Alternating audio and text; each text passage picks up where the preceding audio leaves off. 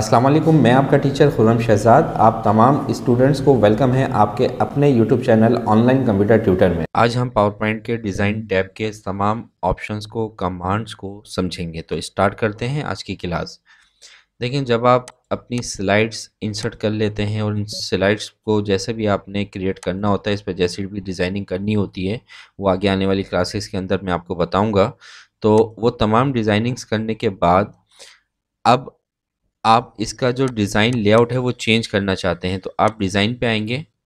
जब आप डिज़ाइन पर आएंगे तो यहाँ पर आपको स्लाइड्स थीम्स मिलेंगे। अब इसमें से जो थीम आपको चाहिए, जो आपको थीम बहुत ज़्यादा अच्छा लग रहा है, उस पर आपने क्लिक कर देना है, तो वो थीम यहाँ पर अप्लाई हो जाएगा। फिर उस थीम के कलर वेरिएशन कलर आ रहे होंगे। अगर आपने कलर्स चेंज करने हैं तो यहाँ से कलर भी चेंज कर सकते हैं।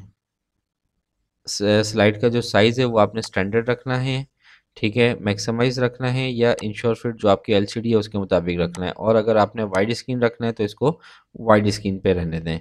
इसके बाद आपने किसी भी स्लाइड के बैकग्राउंड चेंज करना है तो फॉर्मेट बैकग्राउंड पे जाएं, ब्लैंक स्लाइड लेते हैं और अब डिज़ाइन टैब पे जाते हैं और यहाँ से फॉर्मेट बैकग्राउंड पे क्लिक करते हैं।